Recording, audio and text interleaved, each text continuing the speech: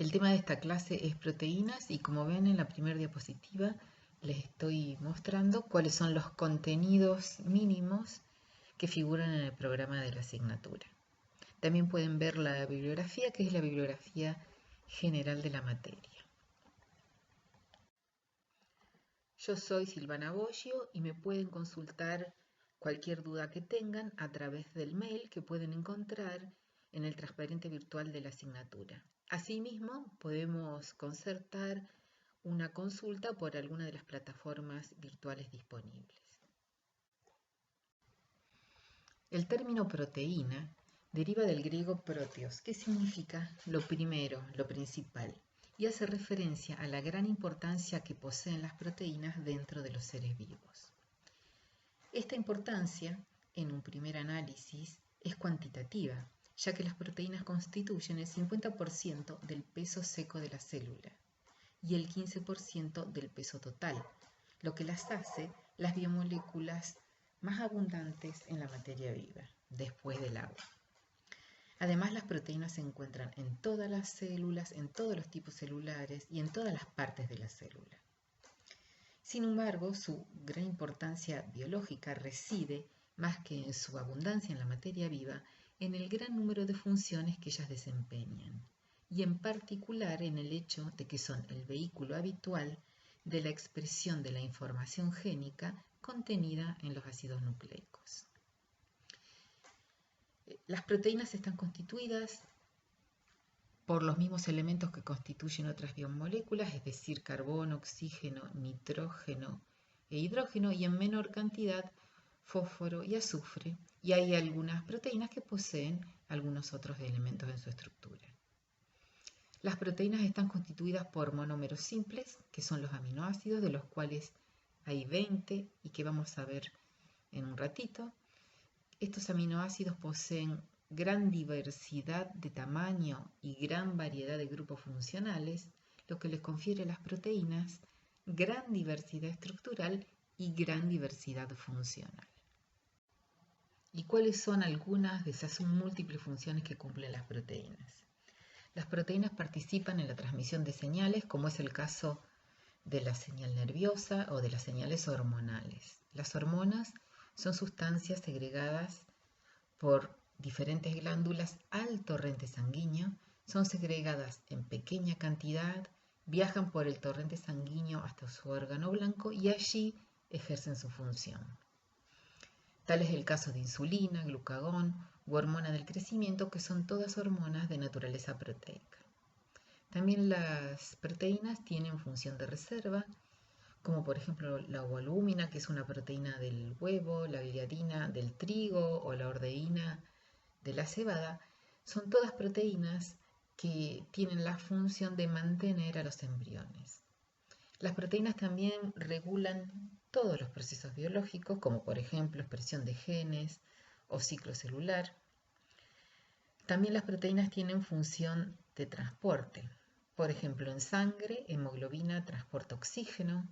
La albúmina es capaz de transportar muchos ligandos. Es una proteína que es la más abundante en el suero y transporta ácidos grasos, hormonas, fármacos.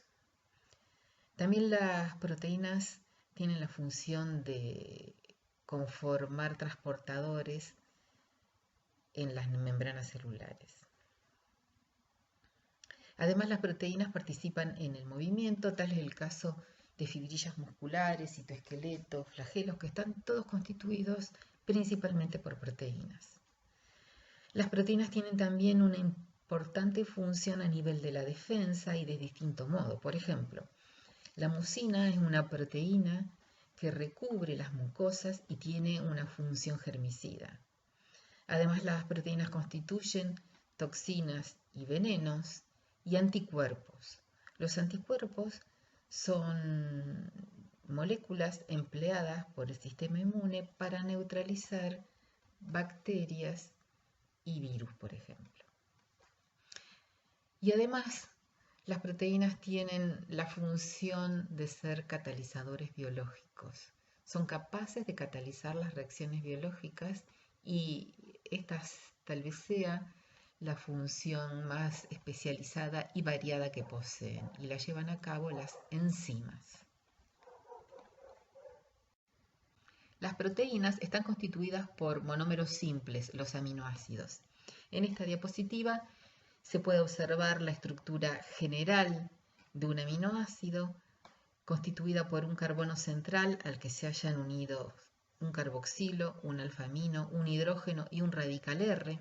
Este radical R posee distintas estructuras, cargas y tamaños de acuerdo al aminoácido que se trate, y en consecuencia cada aminoácido va a tener propiedades diferentes.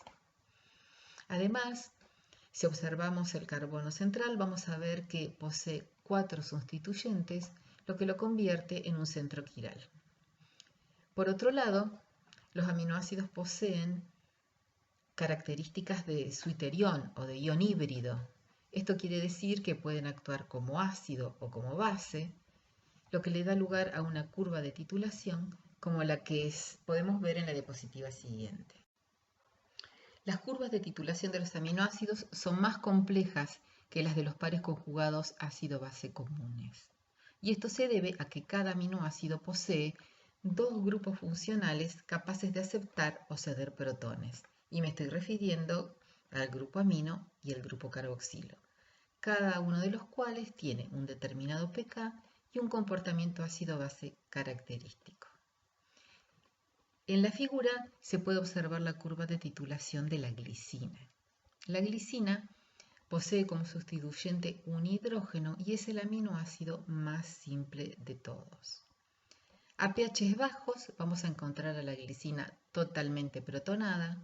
A medida que el pH aumenta, el grupo ácido, el grupo carboxílico, va a ir cediendo su protón con un pK de 2,34 y a pH mayores el amino va a hacer lo propio. Todos los aminoácidos tienen un punto isoeléctrico que es un pH al cual la carga neta es 0. Cuando se trata de un aminoácido con un grupo R que no tiene ningún grupo funcional con características ácido-base, o sea, no tiene un grupo funcional ionizable, el PI se puede calcular simplemente como el promedio de los 2 pK.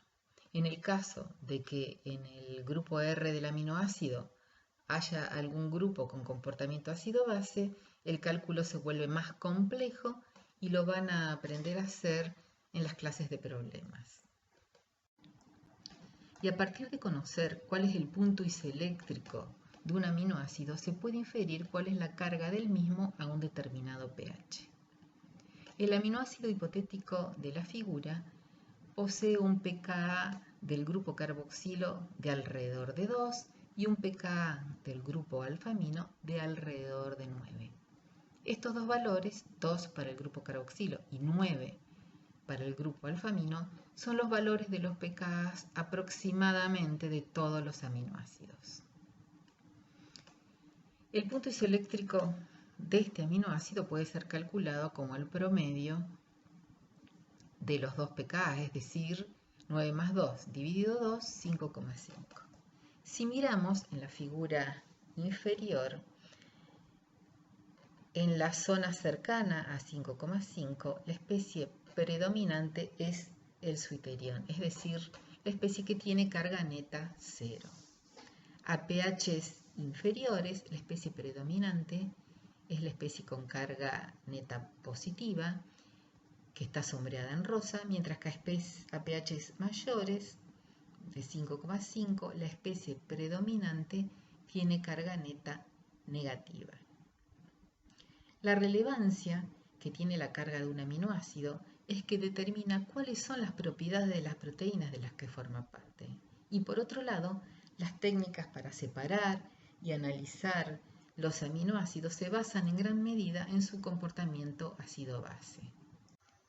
Cabe aclarar que los pKs de los aminoácidos en el entorno proteico pueden diferir con respecto al pK que normalmente encontramos en las tablas y que han sido determinados en medio acuosos, por lo cual todos los cálculos realizados a partir de estos valores pueden no ser exactos.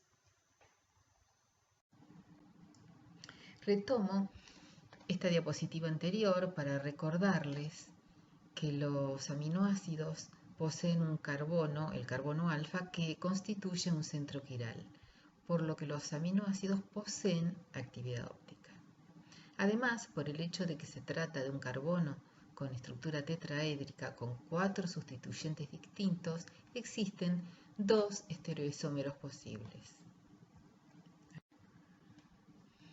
En esta figura les estoy mostrando como ejemplo a la alanina. La alanina es un aminoácido que tiene como grupo sustituyente un metilo y los 2 isómeros posibles serían los que les muestro en la figura. Como ven, son imágenes especulares, no superponibles entre sí, por lo que se los llama enantiómeros. Estos isómeros no tienen gran diferencia en sus propiedades, salvo que rotan la luz polarizada en distinto sentido y que reaccionan de distinto modo con centros quirales.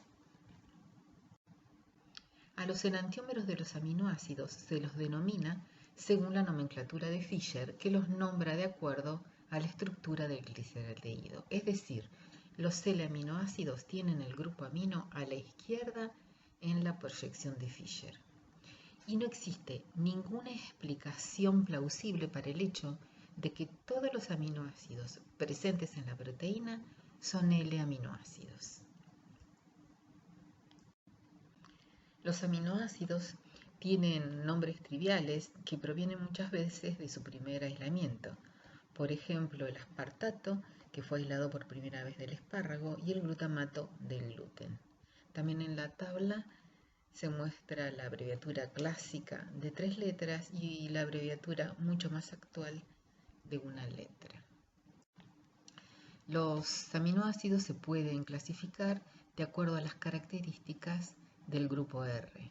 De este modo, se habla de aminoácidos no polares o alifáticos, de aminoácidos que tienen grupos R aromáticos, que tienen grupos polares sin carga, y también los aminoácidos con grupos polares cargados positivamente y negativamente. En el caso de la glicina, el R es apolar pero muy pequeño, es el único aminoácido aquiral y tiene poco aporte a las interacciones hidrofóbicas presentes en las proteínas.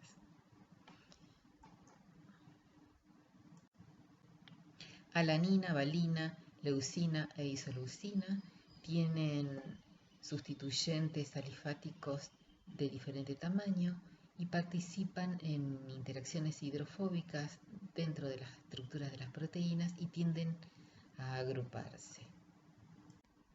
La metionina es uno de los 2 aminoácidos que poseen azufre y presenta en su estructura una unión tioéter. La pronina posee un radical alifático, pero su estructura es particular. El grupo R se une al nitrógeno alfa y su grupo amino secundario, un imino, le otorga rigidez a la zona de la proteína en la que se encuentra. Los aminoácidos con grupos R aromáticos son 3: fenilalanina, tirosina y triptofano. Son relativamente apolares, por lo que participan en interacciones hidrofóbicas dentro de las proteínas. La fenilalanina es el más hidrofóbico de los 3, dada la presencia de un oxidrilo en el caso de la tirosina y de un nitrógeno en el caso del triptofano. El oxidrilo de la tirosina lo convierte en un aminoácido reactivo y muy importante como grupo funcional de enzimas.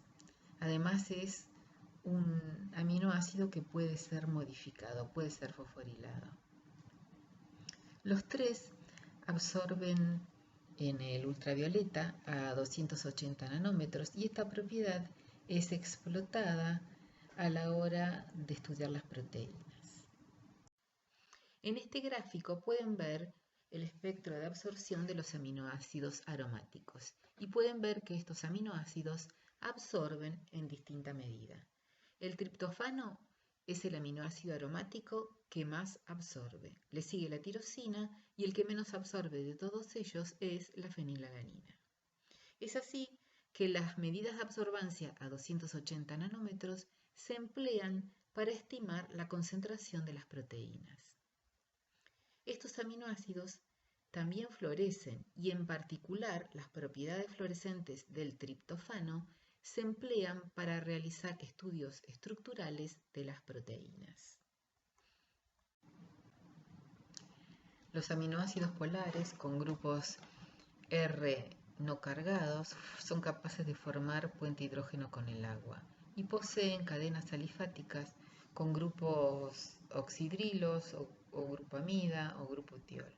Y la polaridad está dada por estos grupos: oxidrilo en el caso de la serina y la treonina, el sulfidrilo en el caso de la cisteína y por la amida en el caso de glutamina y asparagina. Estos dos aminoácidos, glutamina y asparagina, son muy polares, son amidas de otros dos aminoácidos y se hidrolizan fácilmente dando aspartato y glutamato. La cisteína es más reactiva que serina-treonina y es capaz de formar puentes disulfuros. La generación de los puentes disulfuros se debe a la oxidación de la cisteína que genera un dímero covalente de cistina. Este puente disulfuro es muy importante en la estructura de las proteínas y es no polar. Los aminoácidos con grupos R cargados negativamente son aspartato y glutamato, que como pueden observar en la figura, poseen grupos R con grupos carboxilos. Estos carboxilos poseen pKa mayores que los del carbono 1. 3,65 en el caso del aspartato y 4,25 en el caso del glutamato. Y ambos poseen una carga cercana a 0 cuando se encuentran a pH 7. Los aminoácidos con grupos R cargados positivamente son aminoácidos muy hidrofílicos. La lisina posee un grupo epsilonamino, la arginina un grupo guanidinio y la histidina un grupo imidazol. Este grupo es el único R que posee un pKa cercano a la neutralidad. Por lo tanto, puede estar cargado positiva o negativamente de acuerdo al entorno en que se encuentre, y esto le permite participar en reacciones enzimáticas como donor y como aceptor de protones. En esta tabla se muestran nuevamente los nombres triviales de los aminoácidos acompañados de las nomenclaturas de 3 letras y de una letra y también de los pesos moleculares.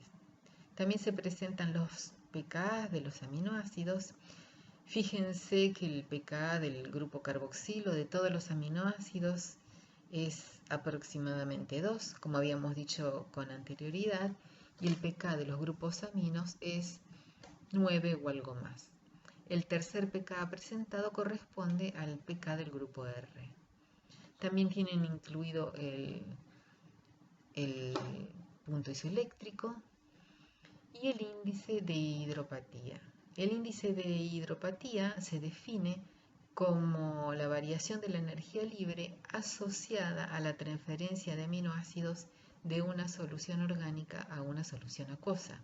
Es decir, que cuanto mayor sea este valor, más hidrofóbica va a ser la molécula en cuestión.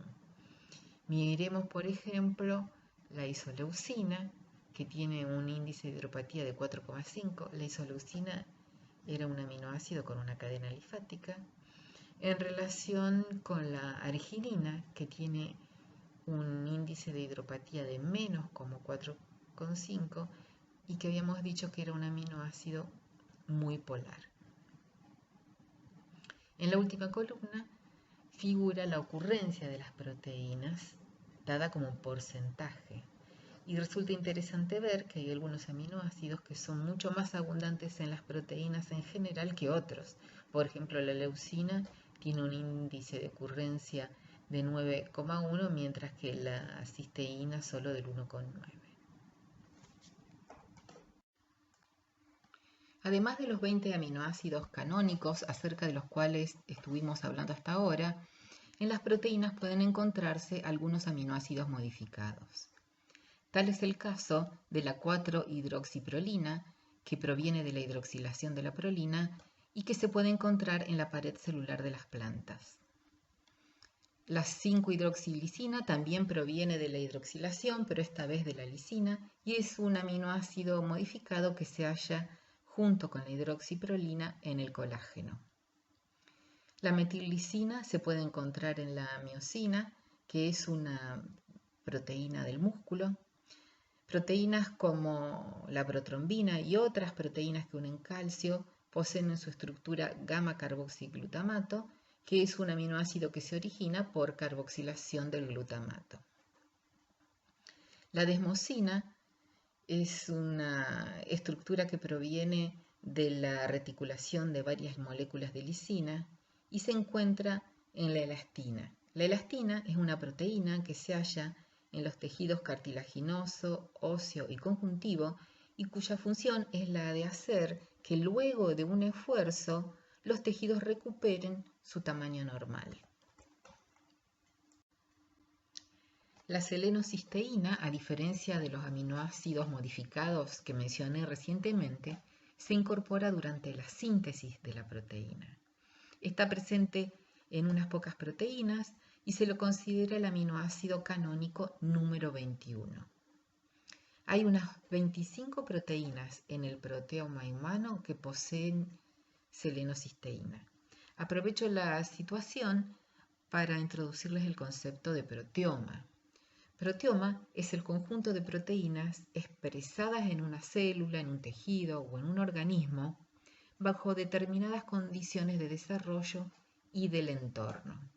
En el caso del proteoma humano, son 20.000 las proteínas que lo componen. Y como decía recientemente, solo 25 de ellas poseen selenocisteína.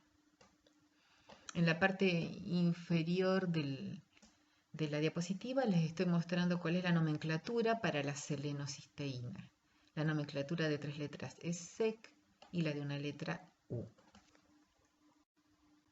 Los aminoácidos, además de dar lugar a la formación de péptidos y proteínas, como vamos a ver más adelante, originan compuestos que son biológicamente activos. Por ejemplo, el GABA o ácido gamma-aminobutírico es un neurotransmisor y además es una molécula señal muy importante en plantas. La histamina es una amina imidazólica que está involucrada en la respuesta local del sistema inmunitario y que además también se comporta como un neurotransmisor en el sistema nervioso central. La dopamina es un neurotransmisor producido por una amplia variedad de animales, tanto vertebrados como invertebrados. La tiroxina es la principal hormona tiroidea y está involucrada en la regulación del metabolismo celular.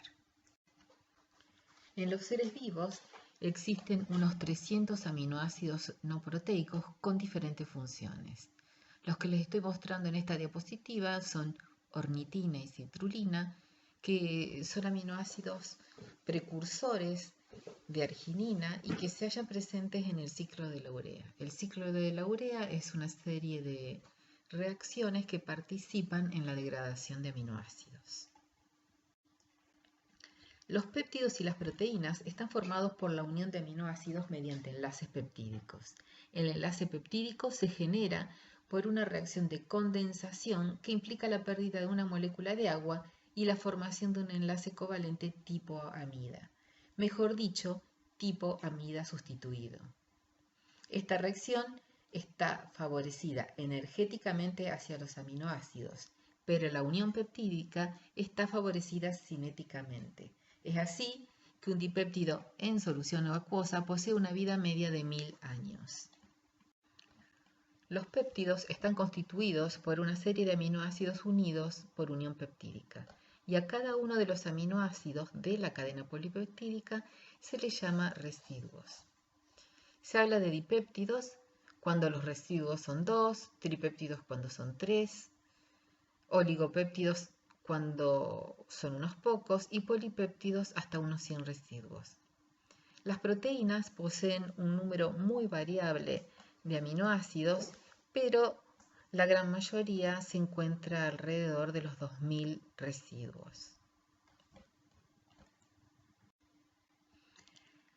Los péptidos y las proteínas son polares, es decir, que poseen un extremo aminoterminal y un extremo carboxiloterminal.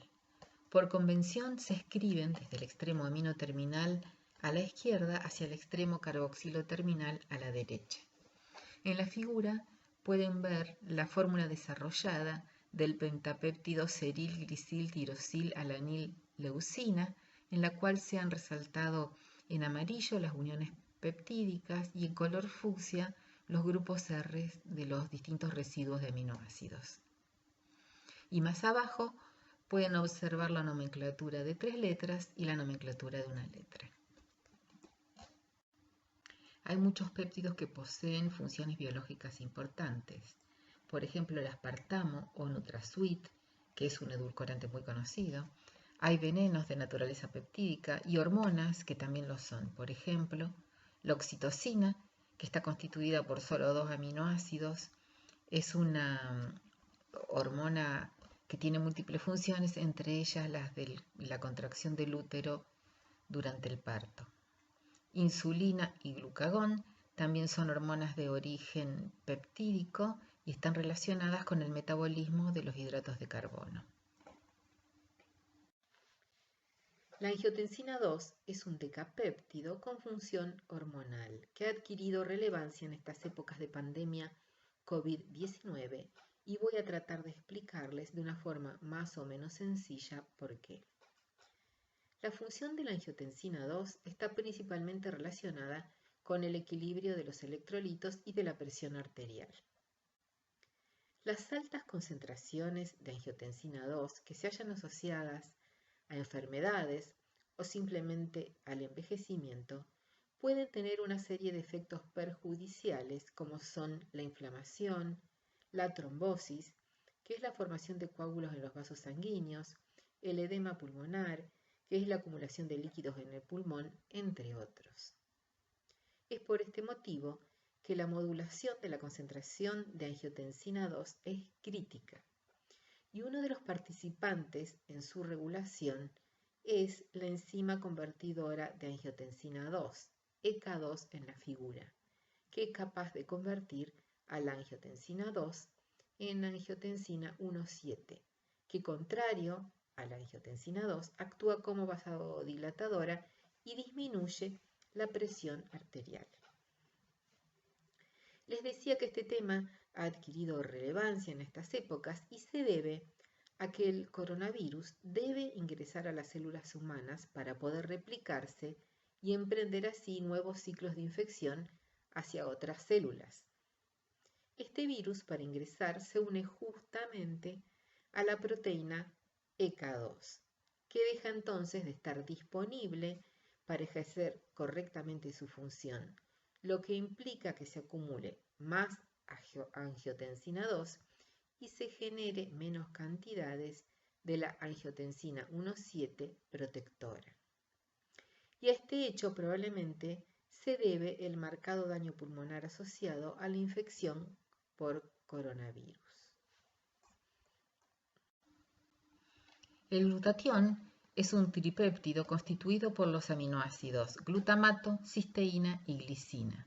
Y noten que contiene un enlace peptídico inusual entre el grupo amino de la cisteína y el grupo carboxilo de la cadena lateral del glutamato. El glutatión es el principal antioxidante de las células. Es muy ubicuo y ayuda a protegerlas de las especies reactivas del oxígeno como son los radicales libres y los peróxidos.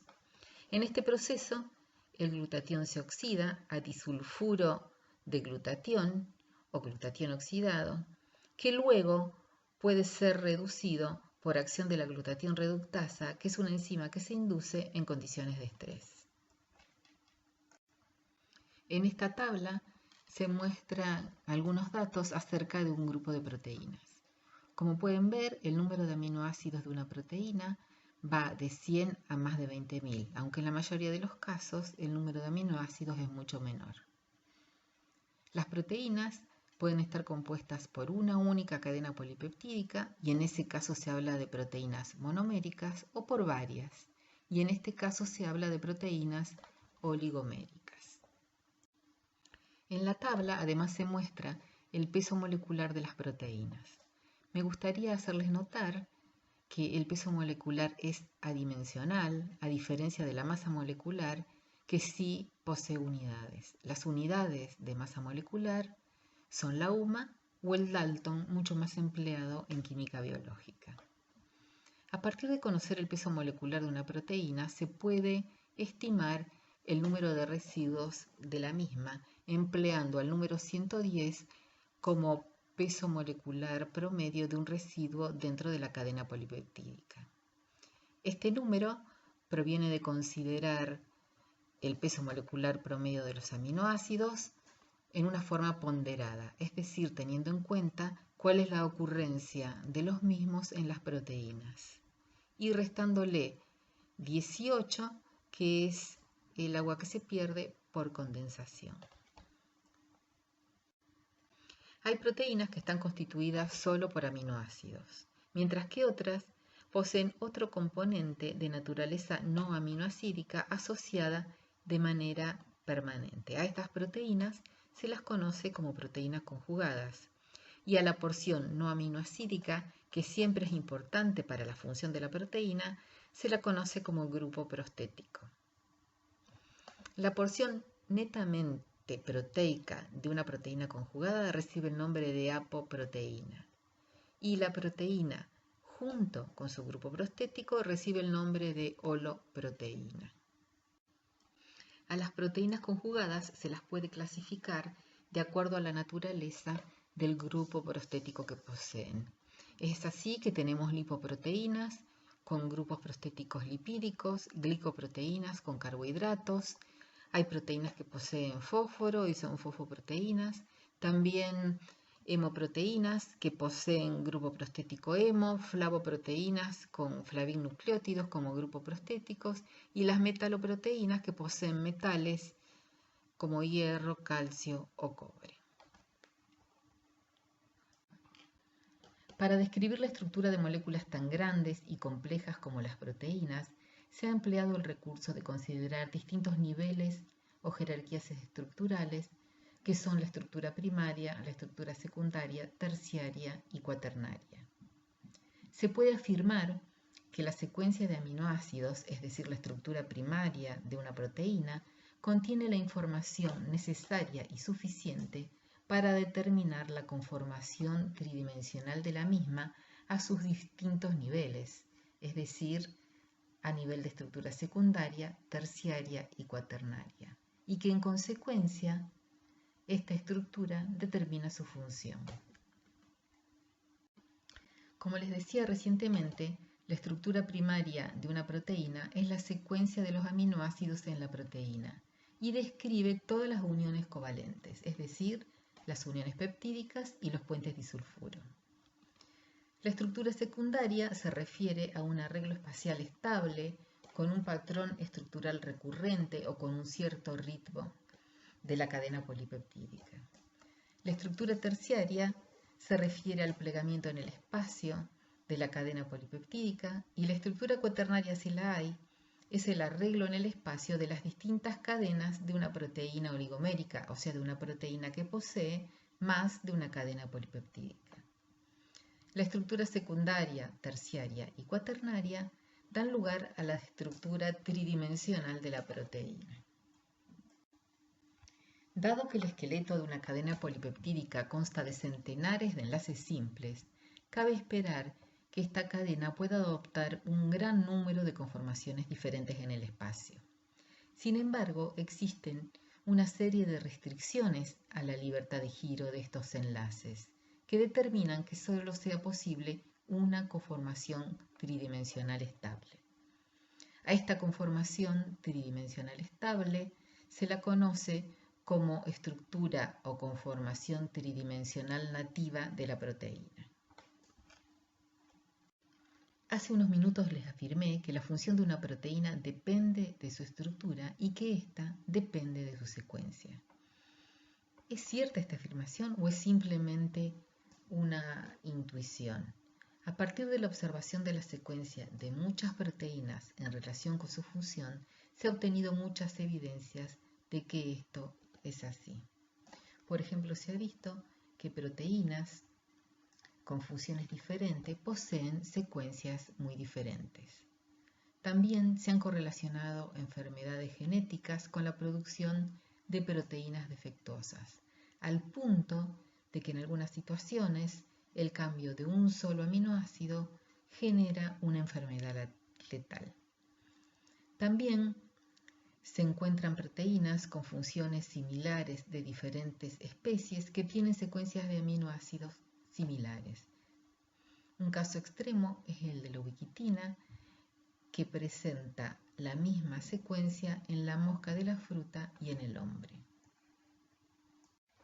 Y si bien, como les acabo de comentar, existen regiones esenciales para la función de una proteína y cuya secuencia se encuentra altamente conservada, existe un gran número de proteínas con función similar en especies distantes que difieren tanto en el tamaño como en la secuencia de sus aminoácidos. En este caso, se habla de proteínas polimórficas.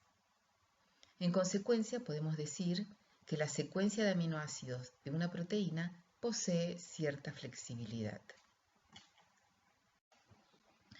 Repasando entonces, la estructura primaria está representada por la sucesión lineal de aminoácidos que forman una cadena polipeptídica y por lo tanto indica qué aminoácidos componen la cadena y el orden en que se encuentran en la misma.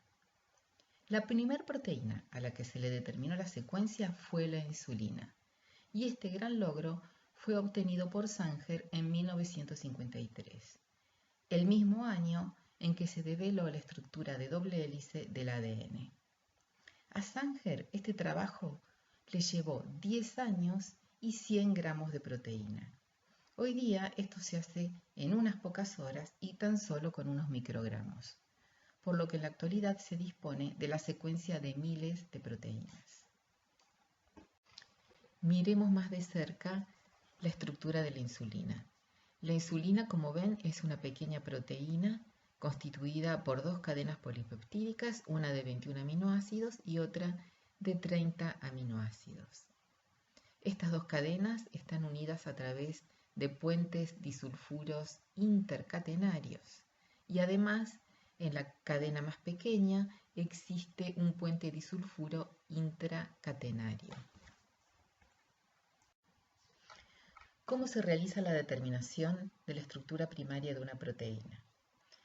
La primera operación a realizar es la determinación de la composición, es decir, se determina el tipo de aminoácidos y la cantidad de cada uno de ellos en la cadena polipeptídica. Para ello se hace una hidrólisis de la proteína en medio clorhídrico 6 molar, con posterior identificación de cada uno de los aminoácidos. Durante este proceso de hidrólisis ácida hay algunos aminoácidos que se destruyen, por ejemplo el triptofano. Además, serina y trionina se hidrolizan en parte y glutamina y asparagina se convierten en glutamato y aspartato, por lo que para la determinación de estos aminoácidos se emplean otros métodos. Otra operación a realizar es la determinación del extremo amino terminal, que no solo nos permite la identificación de cuál es el aminoácido que se encuentra en el extremo amino, sino que también nos indica cuál es el número de cadenas que constituyen la proteína. Para ello se hace reaccionar a la proteína con un reactivo específico, fluor-dinitrobenceno, que se va a unir específicamente al extremo amino terminal. A continuación se hace una hidrólisis ácida y se obtienen los aminoácidos libres, incluyendo el residuo amino terminal modificado, que a posteriori puede ser identificado. Además del fluor-dinitrobenceno, se pueden usar otros reactivos específicos para el extremo amino terminal, como el cloruro de dancilo, que hace más fácil la detección. Para la determinación de la secuencia se emplea el método de degradación de Edman. Se hace reaccionar el péptido con feniltioisocianato en condiciones alcalinas suaves. Este reactivo se une al extremo amino terminal y lo marca. A continuación se hidroliza en condiciones controladas el primer aminoácido que se haya modificado. Este aminoácido modificado se extrae en solvente orgánico y se identifica. se vuelve a marcar el siguiente aminoácido y así sucesivamente.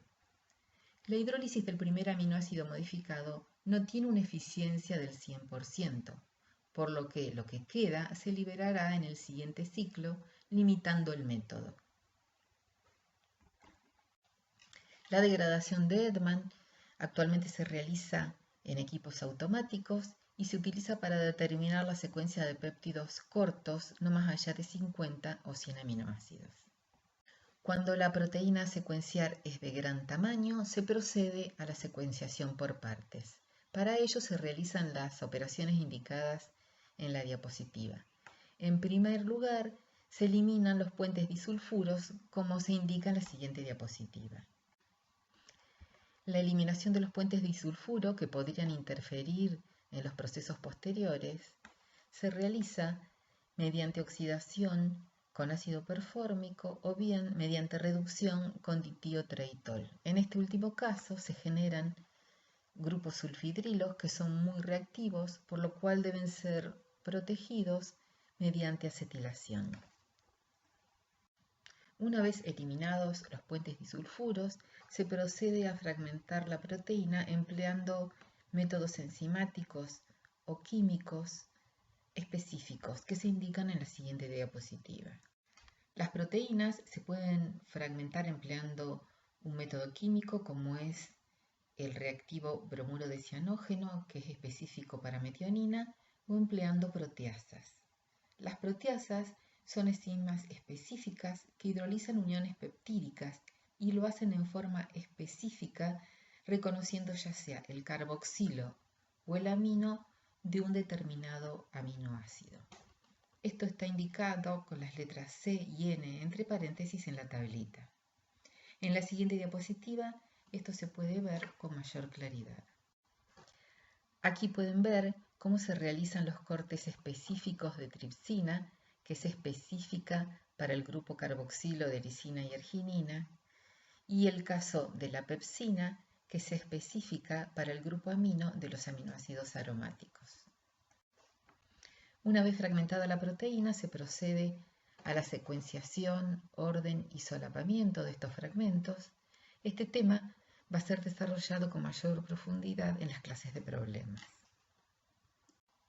Además, se deben ubicar los puentes disulfuro. Para realizar esto, se realizan todas las mismas operaciones anteriores sin la previa ruptura de los puentes disulfuro. Entonces, si hay puentes disulfuro, van a desaparecer dos péptidos y va a aparecer uno más largo, indicando la localización del puente disulfuro. En la actualidad, se dispone de la secuencia de los genes que codifican para un sinnúmero de proteínas, por lo que se pueden determinar las secuencias putativas de las proteínas a partir de la secuencia del gen que las codifica. Para ello, se tiene en cuenta el código genético, en el cual cada aminoácido es codificado por una secuencia específica de 3 nucleótidos. El código genético lo veremos más adelante durante el cursado de esta materia. Además, la determinación de la secuencia primaria de una proteína se puede realizar mediante espectrometría de masas. En este método, la proteína de secuencia desconocida se hidroliza por acción de proteasas específicas, generalmente la proteasa que se emplea es tripsina. Les decía que entonces que la proteína se hidroliza en pequeños péptidos que se separan mediante un espectrómetro de masas. Los pequeños péptidos son luego fragmentados por colisión con un gas para producir un número de fragmentos iónicos. Y a partir de la determinación de la masa de estos fragmentos en otro espectrómetro de masa que se halla en tándem, se puede determinar la secuencia. A la derecha ustedes pueden observar un espectro típico obtenido a partir de un pequeño péptido. Y ahora vamos a dar comienzo al estudio de la estructura tridimensional de las proteínas. Recordemos que esta estructura se refería a las estructuras secundarias, terciarias y cuaternarias y que están determinadas por la secuencia primaria. Además, la estructura determina la función Y también recordemos que una proteína existe en una o pocas conformaciones estables. Y a estas conformaciones se las llama conformaciones nativas. Aquí les dejo el link de una base de estructuras de proteínas que les puede resultar muy interesante visitar. A finales de la década del 1930, Pauling y Corey iniciaron una serie de estudios que sentaron las bases de los conocimientos que tenemos actualmente acerca de la estructura de las proteínas. Ellos comenzaron sus estudios con un análisis cuidadoso del enlace peptídico. Empleando estudios de difracción de rayos X de péptidos cortos, Pauling y Corey determinaron que el enlace carbono-nitrógeno de la unión peptídica es más corto que otros enlaces carbono-nitrógeno y que los 6 átomos del grupo peptídico, encerrado en el círculo color naranja en la diapositiva, se encuentran en un plano, con el oxígeno y el nitrógeno en trans, por lo que dedujeron que este enlace posee un cierto carácter doble y que no puede rotar. La rotación queda entonces restringida a los enlaces carbono-alfa-nitrógeno y a los enlaces carbono-carbono, lo que limita las posibles conformaciones. Además, el oxígeno tiene una carga negativa parcial y el nitrógeno una carga positiva parcial, formando un pequeño dipolo eléctrico. Debido a las restricciones impuestas por el cierto carácter doble del enlace carbono-nitrógeno, el esqueleto de una cadena polipeptídica puede imaginarse como una serie de planos rígidos en la que los planos consecutivos pueden girar solo alrededor del carbono alfa. La rigidez de los enlaces peptídicos limita el número de conformaciones posibles que puede adoptar una cadena polipeptídica en el espacio y da lugar a que en ciertos sectores de esta cadena se den conformaciones locales, mantenidas a través de puentes hidrógenos entre el oxígeno y el hidrógeno del amino de las uniones peptídicas. Como podrán imaginar, me estoy refiriendo a la estructura secundaria. La estructura secundaria se trata entonces de patrones de plegamiento regular de la cadena. Y hay 2 tipos principales que son la alfa hélice y la conformación beta. La alfa hélice es la estructura energéticamente más estable y fue predicha por Pauling y Corey antes de que fueran determinadas. El esqueleto de la cadena de alfa hélice gira alrededor de un eje imaginario y los grupos R sobresalen de este esqueleto central. La alfa hélice es dextrógira, tiene 3,6 residuos por vuelta y el paso es de 5,4 Armstrong. Esta estructura es la que mejor uso hace de los puentes hidrógenos. Los puentes hidrógenos en este caso están formados entre el hidrógeno del nitrógeno de una unión peptídica y el oxígeno de una unión 4 residuos más adelante. Y el largo de las alfa hélices suele ser de unos 12 aminoácidos. Dextrógira significa que el sentido de giro es el mismo que el de las agujas del reloj. La tendencia de un segmento de un polipéptido a formar alfa hélice depende de la secuencia de aminoácidos. ¿Y cuáles son los factores que interesan en este sentido? Uno de ellos es la interacción electrostática. Imaginen que si existen 2 aminoácidos contiguos en la secuencia de una proteína con la misma carga, se van a repeler y no van a poder entonces constituir una alfa hélice. En cambio, si estos aminoácidos poseen una carga opuesta, se dará un fenómeno de atracción y no habrá impedimento para la formación de alfa hélice. Algo similar ocurre cuando se trata de aminoácidos que están distanciados 3 o 4 residuos y que se encuentran de la misma cara de la alfa hélice. Otro factor a tener en cuenta es el tamaño de los grupos R adyacentes, dado que la existencia de 2 aminoácidos contiguos con grupos R muy voluminosos generarán impedimentos estéricos para la formación de una alfa hélice. Los aminoácidos glicina y prolina impiden la formación del alfa hélice. En el caso de la glicina, esto se debe a que es muy pequeña y da lugar a la formación de otro tipo de hélices que veremos más adelante. El caso de la prolina se describe en la diapositiva que sigue. La prolina es un aminoácido disruptor de la formación del alfa hélice porque no posee el hidrógeno necesario para formar los puentes hidrógenos que estabilizan la estructura del alfa hélice y además porque su estructura rígida representa impedimentos estéricos. La conformación beta u hoja plegada es otro tipo de estructura secundaria que justamente recibe este nombre de hoja plegada porque se asemeja a una hoja de papel en la que se han realizado una serie de pliegues paralelos. El esqueleto de la cadena polipeptídica en conformación beta es más estirado que en el caso de la alfa hélice y se dispone en zigzag con los grupos R de los distintos aminoácidos proyectándose hacia uno y otro lado de este esqueleto.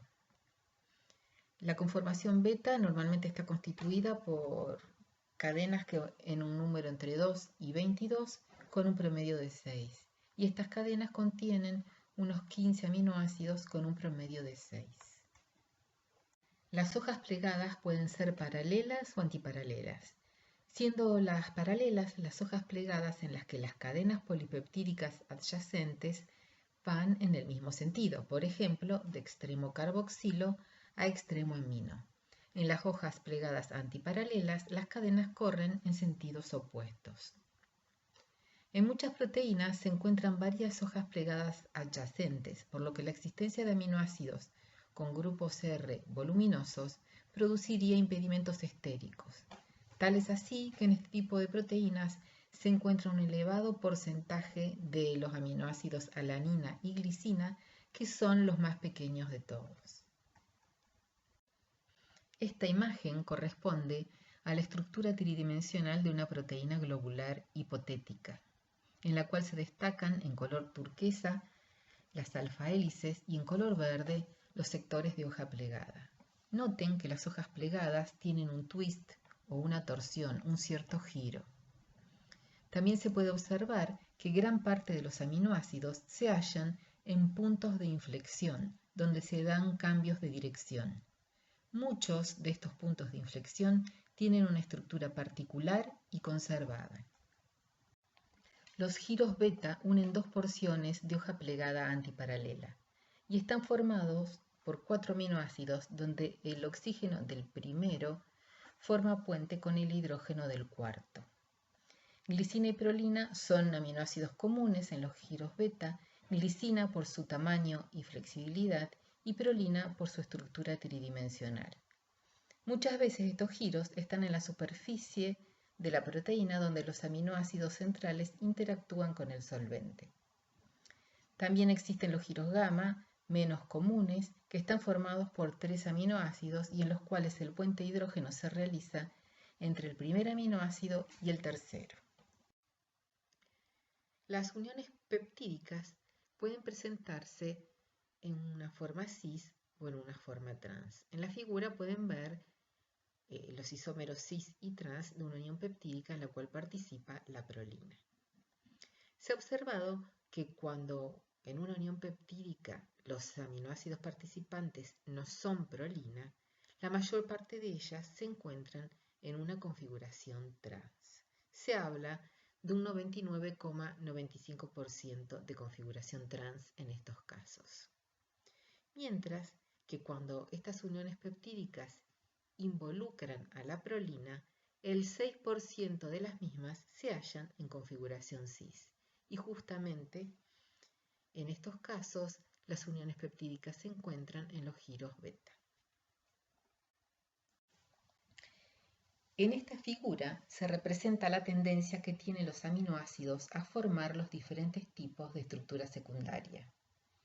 Algunas de estas tendencias se pueden explicar fácilmente, como es el caso de glicina y prolina, que se encuentran con frecuencia en los giros beta y con muy poca presencia en las hélices alfa.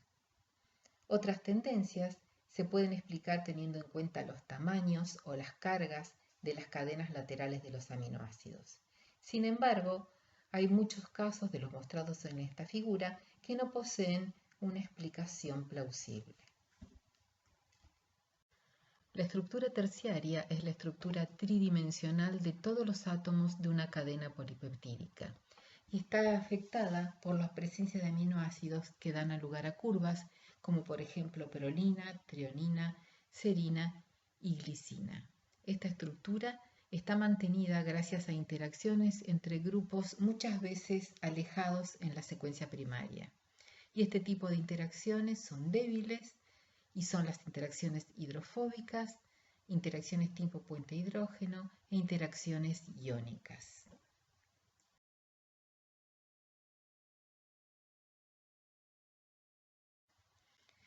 La estructura cuaternaria tiene lugar cuando una proteína está constituida por más de una cadena polipeptídica y se refiere al arreglo estructural que tienen estas cadenas en el espacio. Las subunidades pueden ir desde 2 a cientos y es así que cuando están constituidas por 2 subunidades se llaman dímeros, 3 trímeros, oligómeros se refiere a una proteína que contiene varios monómeros y multímeros cuando son muchas las cadenas polipeptídicas que conforman la proteína. Las interacciones que estabilizan la estructura cuaternaria son las mismas que vimos para la estructura terciaria, es decir, interacciones débiles como son las hidrofóbicas, puente hidrógeno e iónicas, pero también participan en el mantenimiento de la estructura cuaternaria los enlaces covalentes tipo puente disulfuro intercatenarios. Las proteínas con estructura cuaternaria tienen algunas ventajas sobre las proteínas que no la tienen. Algunas de ellas son mayor estabilidad dada por una menor relación superficie-volumen, regulación coordinada de funciones y cooperatividad. Estos últimos son conceptos que iremos viendo a lo largo del cursado de la materia. Las proteínas se pueden clasificar de acuerdo a su estructura tridimensional en proteínas fibrosas y proteínas globulares. Las proteínas fibrosas están constituidas por una gran proporción de una única estructura secundaria que pueden ser largas hélices u hojas plegadas. Son proteínas insolubles en agua y están formadas por aminoácidos hidrofóbicos. Su función es estructural, de dar forma, elasticidad y protección. Ejemplos de ellas son la queratina. La queratina constituye casi todo el peso seco del cabello, lana, uñas, plumas, pezuñas y gran parte de la capa externa de la piel. La fibroína es la proteína de la seda y el colágeno es el componente principal de la matriz extracelular de los vertebrados y da elasticidad y fuerza. La hélice del colágeno es una estructura única. Es una hélice pero bastante diferente a la hélice alfa que vimos anteriormente como estructura secundaria. Se trata de una hélice levógira, es decir que su enrollamiento es contrario al de las agujas del reloj y está formada por 3 aminoácidos por vuelta. El aminoácido principal que forma la hélice del colágeno es la glicina. También tiene un elevado contenido de alanina, prolina e hidroxiprolina con la secuencia glicina XY, donde X es usualmente prolina e Y es usualmente hidroxiprolina. El elevado contenido de glicina se explica porque este es el único aminoácido que puede acomodar 3 aminoácidos por vuelta, merced a su pequeño tamaño. 3 cadenas polipeptídicas, a las que se las conoce como cadenas alfa, y por favor no confundir con la hélice alfa que hemos visto recientemente como estructura secundaria, están súper enrolladas una alrededor de la otra. Este enrollamiento superhelicoidal es dextrógiro, es decir que va en sentido opuesto al de la hélice levógira de las cadenas alfa. Las triples hélices del colágeno se alinean y entrecruzan mediante uniones covalentes entre lisina e hidroxilisina y forman la fibrilla del colágeno que se puede observar en la diapositiva. De acuerdo a la forma de alinearse y al grado de entrecruzamiento, se generan patrones de estrías típicos de cada tejido que se pueden observar en una micrografía electrónica. Decíamos que las proteínas se pueden clasificar de acuerdo a su estructura tridimensional en proteínas fibrosas y en proteínas globulares. Las proteínas globulares poseen distintas estructuras secundarias a lo largo de la cadena y esta cadena se enrolla sobre sí misma generando estructuras muy compactas. Esta situación se ejemplifica en la figura con el caso de la albúmina, que es una proteína de 585 aminoácidos, y se muestra cuáles serían las dimensiones de esta proteína si estuviera conformada solamente por hoja plegada o por alfa hélice. Además, se muestra cuáles son las dimensiones determinadas mediante cristalografía de rayos X, lo que indica que esta proteína debe estar muy compactada para calzar en estas dimensiones. Además, los plegamientos de las cadenas polipeptídicas le proveen a las proteínas globulares una gran diversidad estructural y funcional. Las proteínas globulares tienen funciones enzimáticas, de transporte, son proteínas motoras y reguladoras, inmunoglobulinas y múltiples funciones más.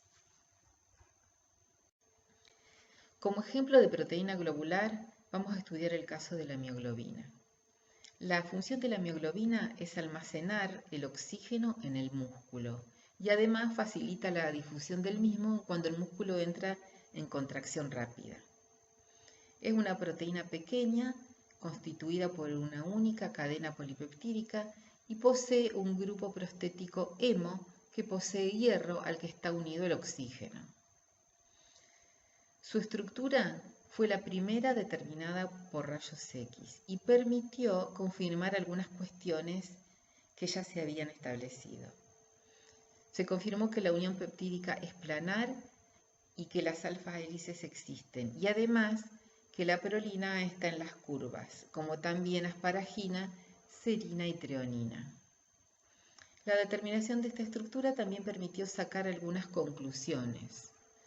Los aminoácidos se disponen en la estructura de la proteína de acuerdo a su estabilidad, es decir, los aminoácidos hidrofílicos en la superficie y los hidrofóbicos en el interior.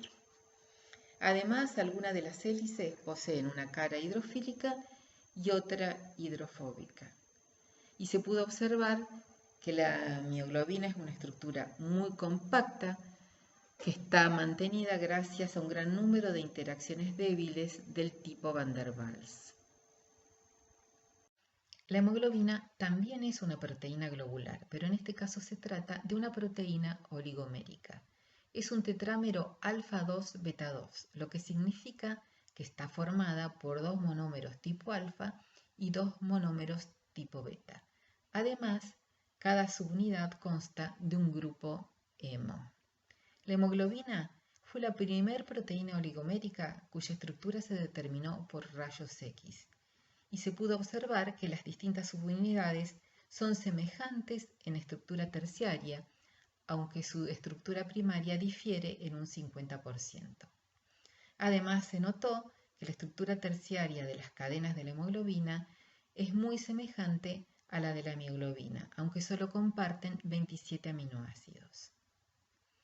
La estructura de la hemoglobina se mantiene mediante interacciones electrostáticas, enlaces de hidrógeno e interacciones hidrofóbicas. En esta diapositiva pueden observar dos tipos de representaciones de la estructura tridimensional de la hemoglobina. A la izquierda, la representación de cintas que resalta las estructuras secundarias y en este caso hace evidente el gran contenido en hélices alfa. A la derecha pueden ver el modelo de espacio lleno en el cual se representan todos los átomos con sus radios de Van der Waals. Anteriormente les comenté que la idea de que para que una proteína sea funcional debe poseer una estructura tridimensional bien definida ha prevalecido por muchos años. Sin embargo, a lo largo del tiempo se han encontrado proteínas a las cuales no se les ha podido asignar, aún empleando metodologías muy especializadas, alguna estructura secundaria conocida, lo que ha generado la idea de que estas proteínas carecen de una estructura estable y en cambio se encuentran con una estructura o plegamiento al azar. Se ha visto que el 50% de las proteínas de eucariotas tienen al menos una región de más de 30 aminoácidos que no posee ningún tipo de estructura. Estas proteínas desordenadas existen como un conjunto de conformaciones que se interconvierten entre ellas y nunca están como una única estructura rígida. La característica que las define entonces podría ser la flexibilidad. Estas proteínas son importantes en rutas de regulación y de señalización celular. Las proteínas poseen una estructura tridimensional nativa que les permite funcionar de modo adecuado en un determinado entorno celular. Condiciones diferentes a este entorno celular pueden dar lugar a la desnaturalización de las proteínas. La desnaturalización es el proceso en el cual una proteína cambia su estructura tridimensional y de esta manera deja de tener su función. Hay diversos factores que pueden conducir a la desnaturalización, como ser la temperatura, los pHs extremos, solventes orgánicos, detergentes, agentes caotrópicos. En ciertas condiciones se puede lograr que este proceso de desnaturalización sea reversible.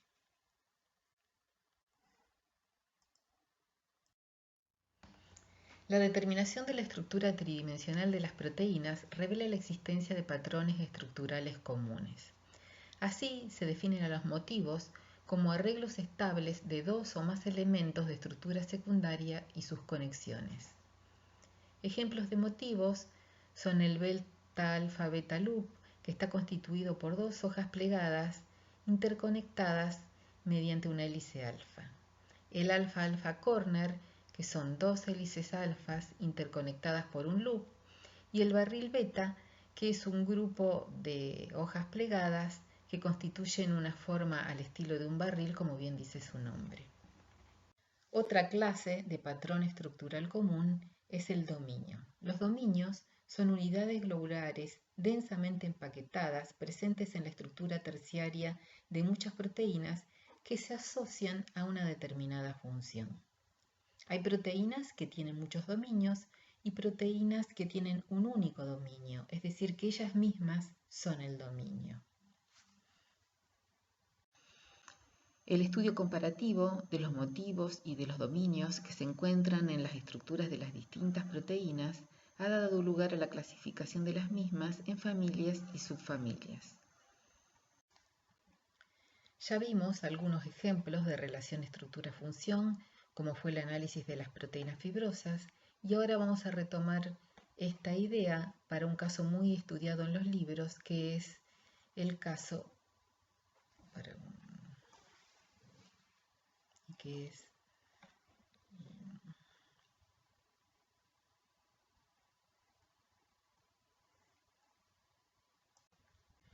Ya vimos algunos ejemplos de relación estructura-función, como fue el caso del análisis de las proteínas fibrosas, y ahora vamos a retomar este concepto para un caso muy estudiado, el de la mioglobina y la hemoglobina.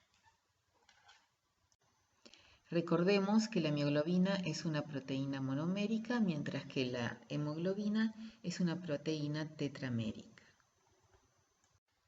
Y que cada una de las subunidades de la hemoglobina es muy semejante en estructura terciaria a la mioglobina, y que ambas poseen un grupo hemo en un bolsillo hidrofóbico.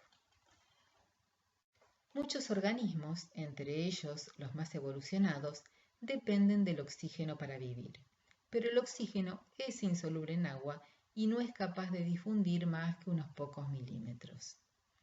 Los seres vivos, por este motivo, emplean a las proteínas para su transporte y reserva. Dado que los radicales R de las proteínas no unen oxígeno, Las proteínas transportadoras de oxígeno usan metales como el hierro para unir el oxígeno. Pero el hierro promueve la formación de radicales muy reactivos que podrían dañar las biomoléculas de los seres vivos, por lo que el hierro en este tipo de proteínas se haya unido al grupo hemo. El grupo hemo es un grupo prostético formado por un anillo de protoporfirina 9 que se halla quelando un átomo de hierro que tiene coordinación 6 y lo hace menos reactivo. El grupo hemo mantiene el hierro como hierro 2, que une al oxígeno en forma reversible, mientras que el hierro 3 lo hace en forma irreversible. Este grupo se ubica en un bolsillo hidrofóbico presente en la estructura de la mioglobina y de la hemoglobina. El hemo se une a la proteína a través de uniones hidrofóbicas y a través de una unión covalente entre el hierro, que era hierro 2, y el átomo de nitrógeno de una histidina a la que se la conoce como histidina proximal. En la cara opuesta se halla una histidina distal. Como estuvimos viendo recién, tanto mioglobina como hemoglobina son proteínas que poseen grupos hemos y que unen oxígeno, pero tienen funciones diferentes. La mioglobina tiene función de reserva de oxígeno en el músculo y la hemoglobina, en cambio, transporta el oxígeno desde los pulmones a los tejidos. ¿Cómo se puede explicar esta diferencia funcional? Como imaginan, esto puede ser explicado por las diferencias estructurales. La mioglobina es monomérica, mientras que la hemoglobina es tetramérica. Estas diferencias estructurales dan lugar a curvas de afinidad por el oxígeno diferentes. Observemos el gráfico. Podemos ver que la curva de afinidad de la mioglobina por el oxígeno es hiperbólica y que esta proteína, que tiene función de reserva, a las presiones de oxígeno presentes en el músculo, está totalmente saturada. En cambio, la curva de afinidad de la hemoglobina por el oxígeno es sigmoidal. De este modo, cuando la hemoglobina se encuentra en el pulmón, tiende a saturarse, mientras que cuando llega a los tejidos, disminuye su afinidad por el mismo y es capaz de cederlo. La forma sigmoidea de la curva de afinidad de la hemoglobina por el oxígeno puede explicarse como un fenómeno de cooperatividad positiva homotrópica. Este tema va a ser tratado más adelante durante el cursado de la materia, por lo que ahora voy a dar solo una explicación simplificada. Cada una de las cadenas de la hemoglobina puede estar en dos conformaciones, la conformación T o la conformación R. La conformación T tiene baja afinidad por el oxígeno, mientras que la R tiene una elevada afinidad por el mismo. Cuando se une la primer molécula de oxígeno a la hemoglobina, que tiene todas sus subunidades en conformación T, se inducen cambios conformacionales a las subunidades vecinas y éstas aumentan su afinidad pasando a un estado R. Esto sigue sucediendo a medida que se unen otras moléculas de oxígeno y se obtiene entonces la curva que vemos en la figura. La afinidad de la hemoglobina por el oxígeno también es modificada por efectores alostéricos. Los efectores alostéricos son ligandos que se unen en un lugar distinto al de unión al oxígeno y ejercen su actividad. En el caso de la hemoglobina, los efectores alostéricos son el 2,3-bifosfoglicerato, los protones y el cloruro, y no es de incumbencia de esta materia analizar su efecto. Solo a modo informativo, les voy a comentar algunos de los métodos que se emplean para la determinación de estructura terciaria. Uno de los métodos es la cristalografía de rayos X. Este método se basa en hacer incidir sobre cristales de la proteína rayos X, que generan una especie de fotografía que es analizada y da datos acerca de la estructura. La resonancia magnética nuclear, o RMN, también puede ser empleada para obtener datos acerca de la estructura terciaria de una proteína. Se trabaja en solución y da información acerca de cambios conformacionales y se basa en las propiedades magnéticas de los núcleos de algunos elementos. Este tipo de tecnologías son accesibles en nuestro país y en nuestra facultad, y por este motivo les dejo a continuación dos diapositivas que hacen referencia a estructuras determinadas por investigadores de nuestra facultad.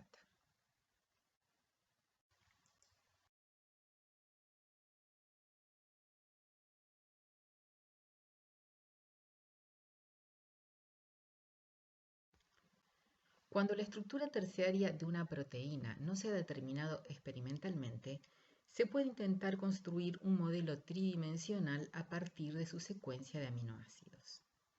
El objetivo de la predicción de la estructura terciaria de las proteínas consiste en estimar la posición espacial de todos y de cada uno de los átomos de la molécula de proteína a partir de la secuencia de aminoácidos de la misma, empleando para ello métodos computacionales. Este es uno de los retos más difíciles a los que se enfrentan los bioinformáticos y que no ha sido totalmente cumplido. Hay dos estrategias básicas que pueden emplearse a la hora de construir un modelo 3D de una proteína. Una de ellas es a partir de un molde. Se basa en estructuras conocidas y es la estrategia más precisa. Y la otra estrategia no emplea ningún molde y se utiliza únicamente la secuencia de la proteína. No quería terminar esta clase sin dejar de comentarles la gran importancia que tiene el estudio de las proteínas para resolver grandes problemas de la humanidad. Tal es el caso que nos ocupa en estos días, que es la pandemia del coronavirus. Equipos de todo el mundo están trabajando para desarrollar sustancias activas contra este virus y la arquitectura 3D proporciona puntos de partida para encontrar medicamentos o fármacos que puedan combatir esta enfermedad. Aquí pueden encontrar dos links de publicaciones muy importantes acerca de este tema.